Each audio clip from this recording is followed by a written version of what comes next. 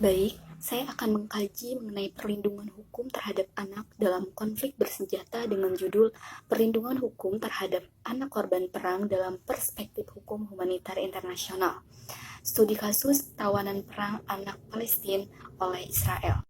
Di mana dalam penelitian ini si penulis menggunakan metode hukum normatif, di mana yang dilakukan dengan cara mengkaji suatu sistem peraturan perundang-undangan.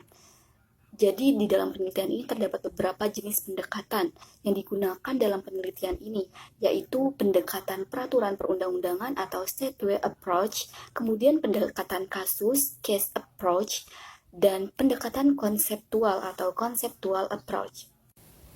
Di mana dari hasil dan pembahasan dari penelitian tersebut menjelaskan bahwa yang pertama, perlindungan yang seharusnya didapatkan oleh anak-anak korban perang ini berupa kehidupan yang layak, seperti mendapatkan asupan makanan yang cukup, pakaian, serta perawatan medis dan tempat tinggal yang layak.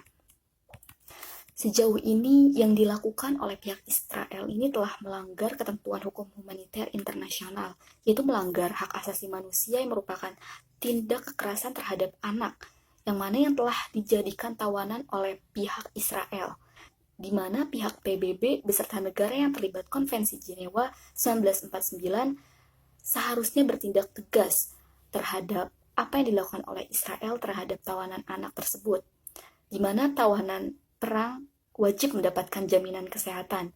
Dalam hal ini, negara yang menahan tawanan perang wajib menjamin pemeliharaan mereka dan perawatan kesehatan yang dibutuhkan oleh mereka.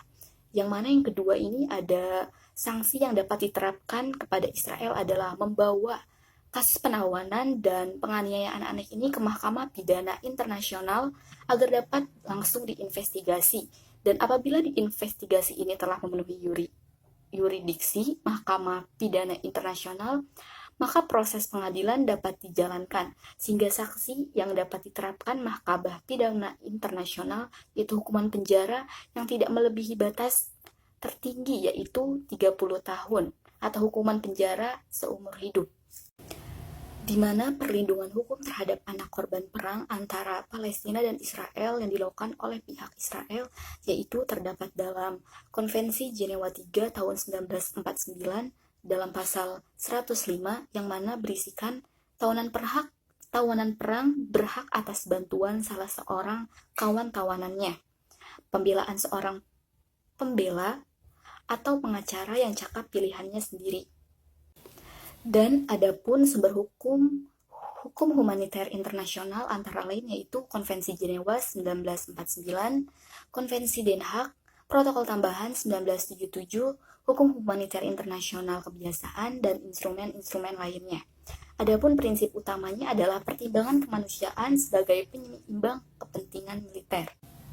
Baik, jadi kesimpulan dalam penelitian ini yaitu di mana pengaturan perlindungan hukum bagi anak perang dalam perspektif hukum internasional, hukum humaniter internasional adalah perlindungan berupa kehidupan yang layak seperti mendapatkan asupan makanan yang cukup, tempat tinggal yang layak yang telah tertuang jelas dalam Konvensi Jenewa 4 pada tahun 1949 atau yang disebut Geneva Convention 4 1949 tentang perlindungan orang-orang sipil dalam waktu perang, dan di mana perlindungan hukum terhadap anak korban perang antara Palestina dan Israel yang dilakukan oleh pihak Israel itu tertuang dalam poin 5 The Declaration on the Protection of Women and Children in Emergency, di mana tindakan penindasan serta perlakuan yang kejam dan tidak manusiawi terhadap anak-anak yang dijadikan tawanan perang. Selanjutnya, mengenai sanksi yang mana telah diatur dalam pasal 91 Protokol Tambahan 1 tahun 1977 memberikan sanksi berupa ganti rugi dan pertanggungjawaban atas semua tindakan yang mana yang telah dilakukan oleh orang-orang yang merupakan bagian dari angkatan perangnya. Di mana dalam penelitian ini juga tadi telah disebutkan bahwa penelitian ini menggunakan metode normatif, di mana dalam metode ini si peneliti menggunakan sesuai peraturan perundang-undangan. Dan adapun sumber hukum dari hukum humaniter internasional itu sendiri yaitu yang pertama ada Konvensi Jenewa 1949, di mana di dalamnya itu terdapat isi yang mana melindungi personil militer yang tidak aktif, baik itu personil militer, penduduk sipil, dan sebagainya. Dan yang kedua itu ada Konvensi Den Haag, di mana Konvensi Den Haag ini membahas tentang batasan-batasan, hak-hak, dan kewajiban, dan bagaimana cara menggunakan senjata saat berperang. Dan ada juga protokol tambahan dan juga hukum humaniter internasional, kebiasaan, jurisprudensi, dan lain sebagainya. Mungkin itu saja yang dapat saya sampaikan. Kurang lebihnya mohon maaf. Terima kasih.